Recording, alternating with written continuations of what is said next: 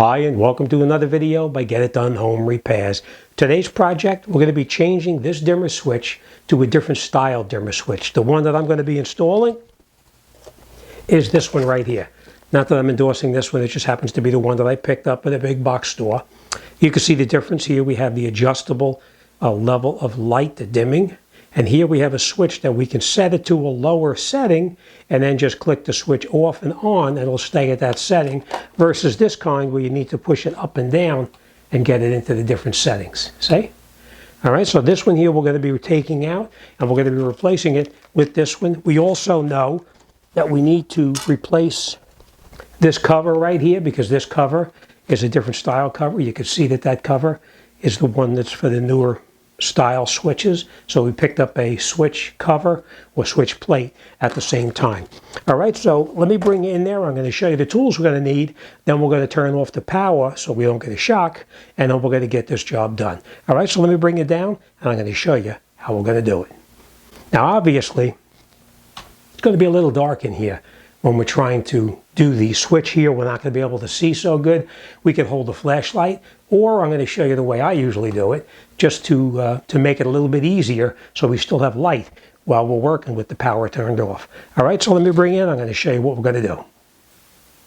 All right, before we get started, I just want to mention, hit that thumbs up if you like this video, and of course, subscribe to my channel. All right, let's get in there and let's get this job done. Okay, so here's an example of this stuff, the tools that I'm going to be using right here. Obviously, we're going to be using a tester. It's called a non-contact voltage tester, just to make sure that the power is definitely turned off in that box. We may need a pair of pliers. We may need wire strippers, a couple of screwdrivers, possibly electrical tape, but we'll see how that goes during the whole procedure. Now, the way that I do this here with the power turned off, I use something like this here. This is called a solar battery charger, so we can actually have the power turned off and we can still run our lights inside the room so we can see what we're doing. So let me give you an idea of what it's going to look like. You didn't see any difference, did you? That's with the power turned off. But we still have our lights right here, and the way we do it is it's connected into our UD power. It's a C500 and it powers up the light while we're working. Let me show you what it looks like without this.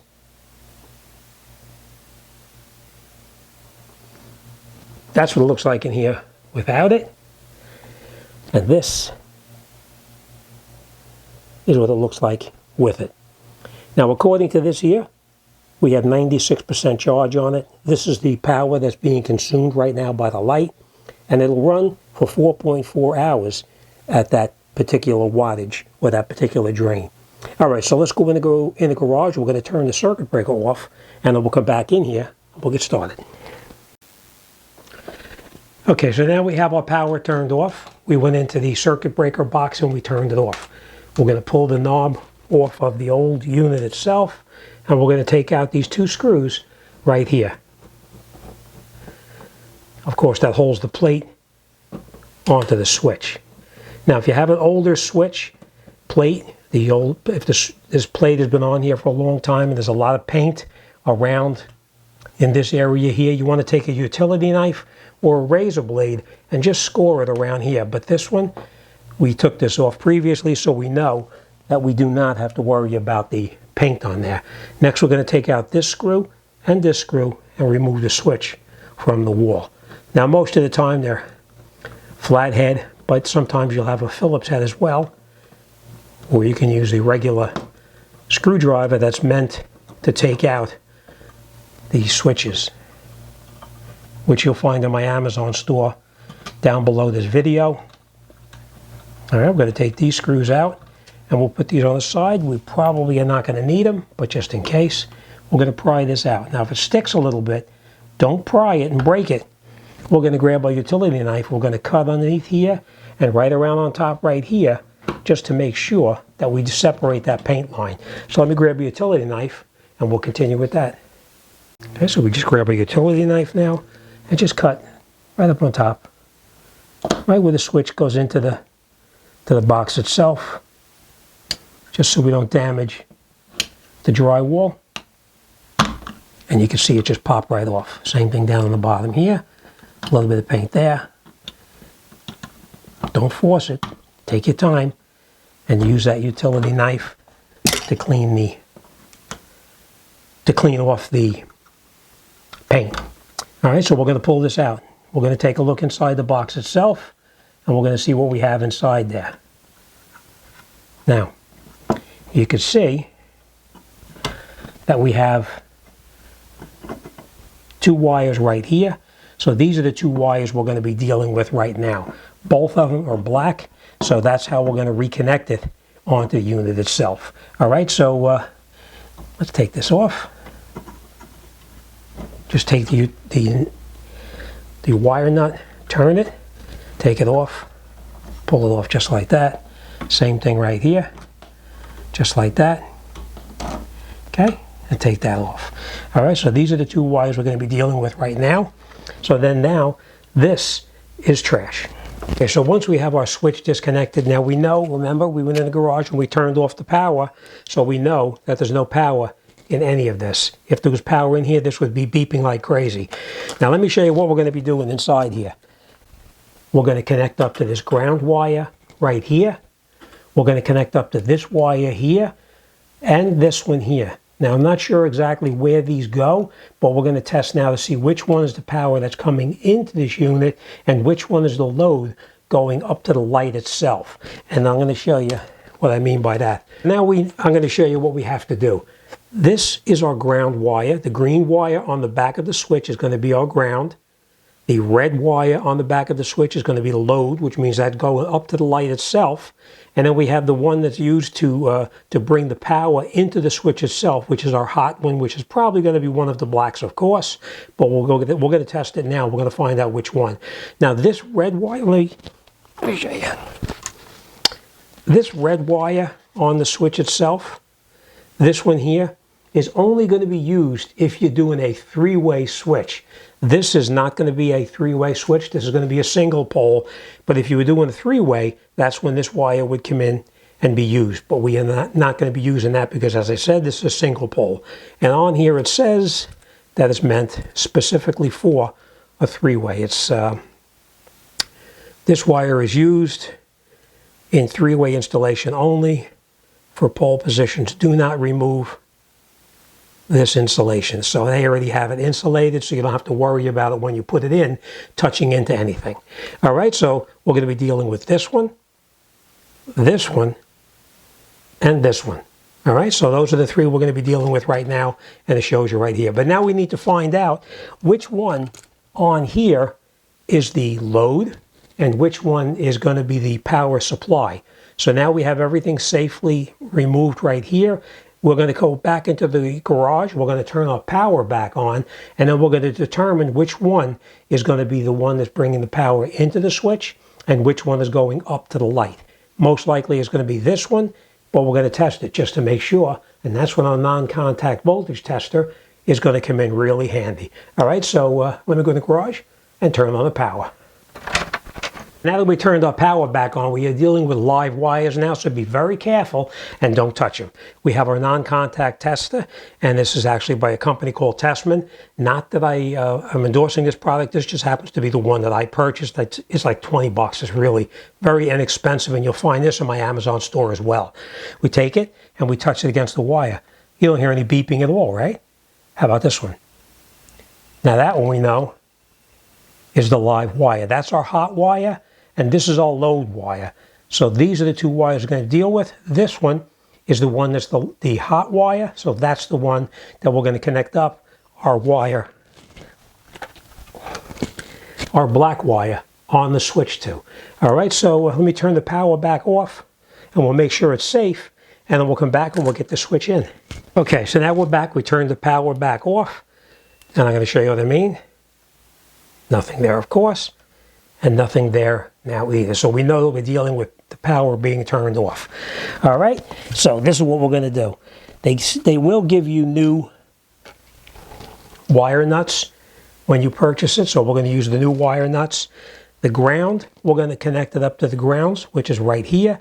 They're already tied together. We're just going to tie into that, use a wire nut, and so on. All right, now this one here, the red one, as I said, we're just going to leave it. But if you had a three-way application, that's when you would be using it. All right, so we'll leave that there. We're going to pull these ends off just like that. We don't need these anymore.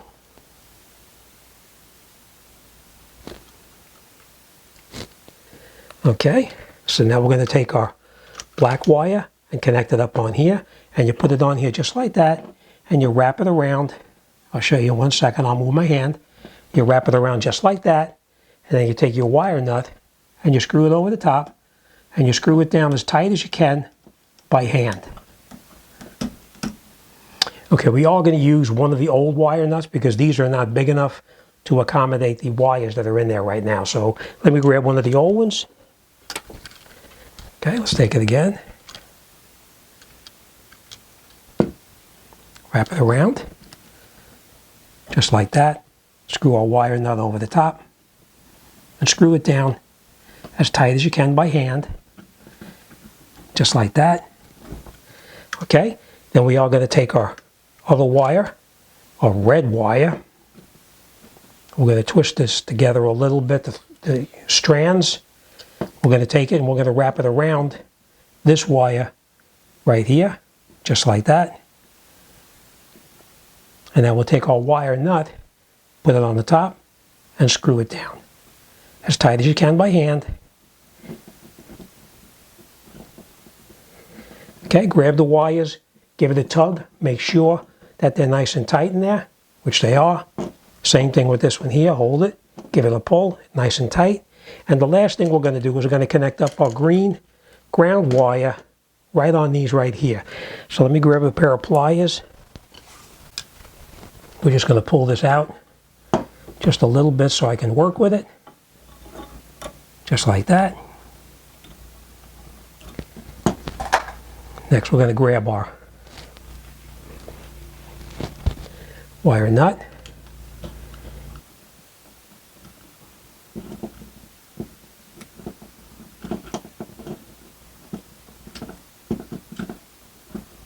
Just like that.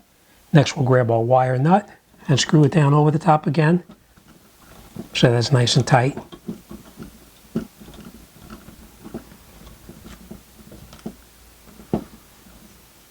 Okay, again grab your wire, give it a pull, make sure it's nice and tight, which it is. This wire is nice and tight, and now we're going to put this in up like this. It tells you right on top of the switch what's the top, and this is the top of the switch itself. So we're going to take these wires now, we're going to tuck them back into the box to get them out of the way, and then we'll put this in there and we'll screw it in place. So let's just push these back out of the way.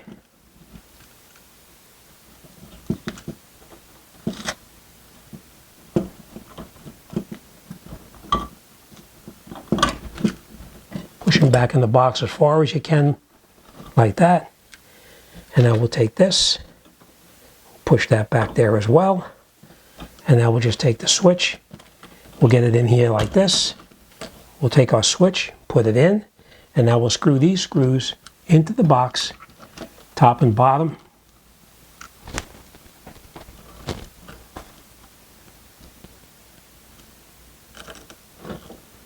We're just going to catch it by a couple of threads right now, just like that. And then we're going to do the exact same thing down the bottom. Make sure your wires are all clear.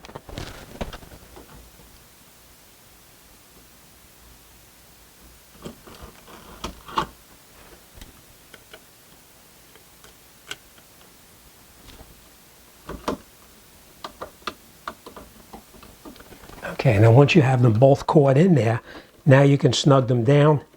And you can see by pushing those wires further back in the box, it gives us much more ability to work here.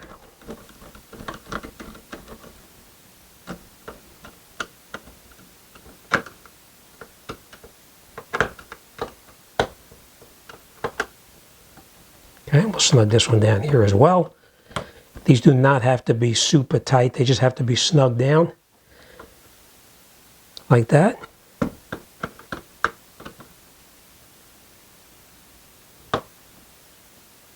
Okay.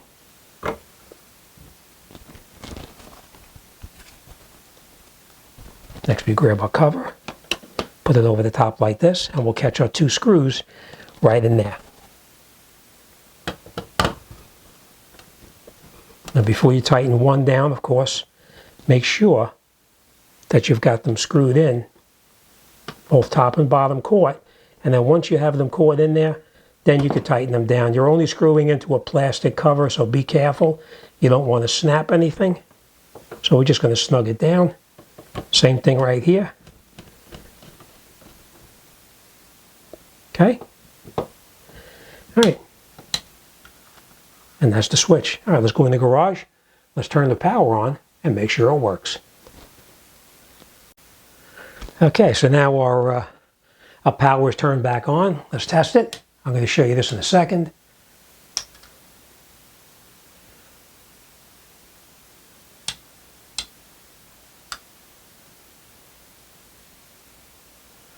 Works perfectly.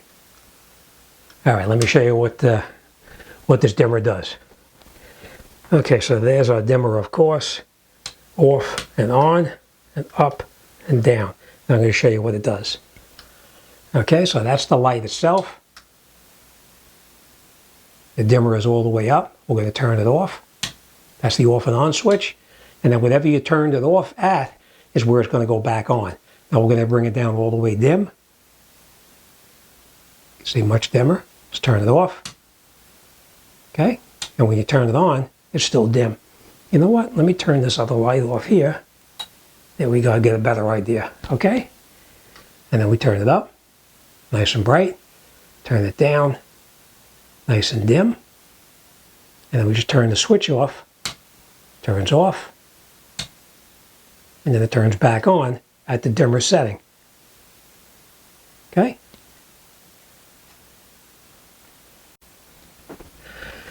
Okay, so as you can see, changing that dimmer switch is really not a very difficult job. It's fairly easy. The only thing I'm going to point out to you is that make sure that you connect your ground wire up. It's very important that that ground is connected. If the ground is not connected properly, it's not going to work the way it's supposed to. All right, now remember I told you about that red wire right here? If you had a 3-way switch, then of course you would use that wire to make that 3-way switch work from a different location. But we don't have that here today. So, you know, if you had to, that's what you would do. And of course, they do give you, let me show you real quick, all of the wiring scenarios that you could possibly have just in case you needed to follow the wiring to do something else in this particular job. But this one here is a fairly easy one. And I'm sure that you'll have no problem doing yours, because if it was just a regular off and on switch, you're really just using those wires, those 2 wires that were in there, the one that's the hot lead, the one that is the ground, which is really important, and the other one, which is the load, and the load being the light itself. All right, that's it. This job is done. I will tell you one thing. I do love this light. It's nice working when you can actually see what you're doing and not have to worry about doing something in the dark or holding a flashlight or having somebody else hold the flashlight for you. So check it out. I will put the link down below in my Amazon store. I'll put it in my description below this video as well. All right, if you like this video, please subscribe to my channel and give me that thumbs up. All right, as always, thanks for watching. I'll see you on the next one.